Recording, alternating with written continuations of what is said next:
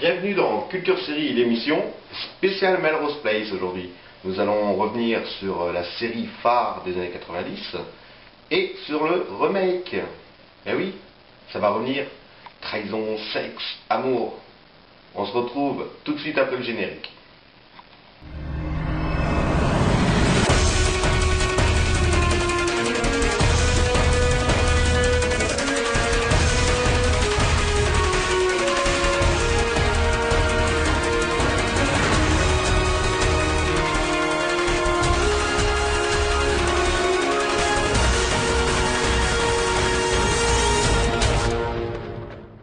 Bienvenue dans Culture Série spéciale Melrose Place, mais bon, ça reste toujours l'émission numéro 7, cette fois-ci je ne me cours pas.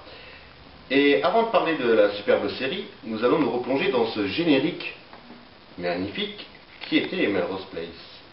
Enfin, ce générique, un peu changé quand même.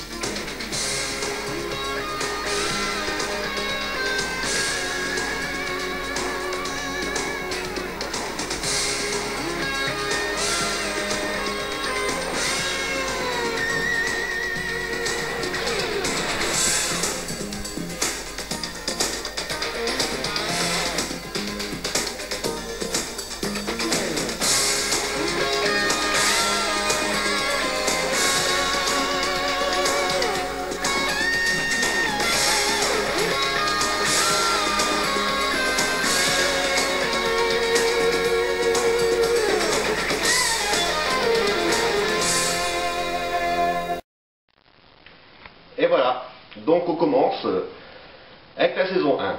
Qu'est-ce que c'était Melrose Place? Melrose Place en saison 1, c'était un peu des histoires un peu gonflantes, quoi.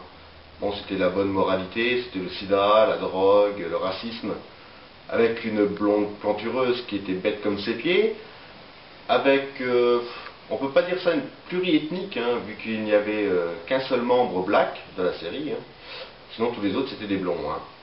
Josie Bissett, Cornettor Smith, et puis les mecs, ils étaient tous baraqués, il n'y avait pas de gros et moches. Alors, comme c'était un peu trop près dans la saison 1, ils ont décidé de faire venir deux pestes. Oui, deux pestes. Dans l'épisode 18, c'est Marcia Cross qui endosse le rôle de Kimberly Shaw, la peste de service, si on veut dire. Et puis à l'épisode 21, c'est Heather Locklear qui débarque de la série, dans le rôle d'Amanda Woodward. Alors les deux là, elles vont bien faire parler d'elles dans Melrose Place. Déjà la première, Kimberly Shaw, par sa folie furieuse et ses tours manipulateurs comme jamais personne n'en a fait. C'est un des membres qui bien sûr va mourir dans la série, mais revenir pour une vengeance diabolique. Par contre, Amanda Woodward, elle, ce serait plutôt la traînée, qui couche pour avoir un peu tout ce qu'elle veut, quoi. Alors passant de tour de bras de mec à tour de bras, on se demande si elle a vraiment aimé une personne dans sa vie. Voilà. Alors déjà elle débarque, elle reprend en main la boîte de production D&D, ensuite elle rachète Melrose Place et devient propriétaire des lieux, donc elle a la même mise sur tout le monde. C'est comme ça qu'elle fonctionne, Amanda Woodward. Dans la saison 2, débarque la rousse flamboyante Laura Hayton dans le rôle de Sydney, la sœur de Jen. Elle aussi, elle va venir faire son petit jeu diabolique entre tous les personnages.